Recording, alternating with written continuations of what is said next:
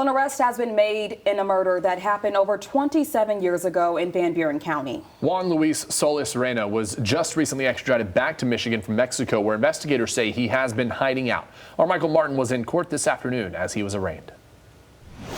On Friday, September 30th, he was flown back to the United States. Investigators believe this man, Juan Luis Solis Reyna, has spent most, if not all, of the last 27 years hiding out south of the border in Mexico. Through today's technology, the FBI was able to locate and track Juan Luis Solis Reyna in Mexico. Arrested in May of this year, he was extradited back to the U.S. and arraigned on charges of open murder, felony firearm, and flight to avoid prosecution Wednesday afternoon. I would remind the court that he is innocent until proven guilty, and as he sits here today, he's innocent.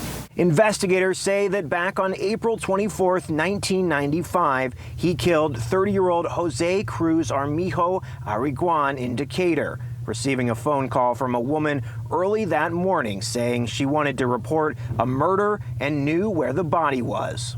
Deputies went to Lawton and followed the caller and other witnesses driving the van to where the body was located, dumped in a parking area in a grape vineyard. Van Buren County Sheriff Dan Abbott said Wednesday that investigators quickly developed Solis Reyna as a suspect in the case. Investigators attempted to locate the suspect based off tips for several years, but to no avail. In February 2019, they brought in the FBI and began taking a fresh look at the case. Eventually, Mexican authorities were able to locate and arrest their suspect. It's taken countless hours of police work in connection with the FBI to then go down to Mexico to retrieve him. His bond was denied Wednesday, now facing the possibility of life in prison if convicted. We were able to meet with some family members this morning to break the news to them. It was very emotional.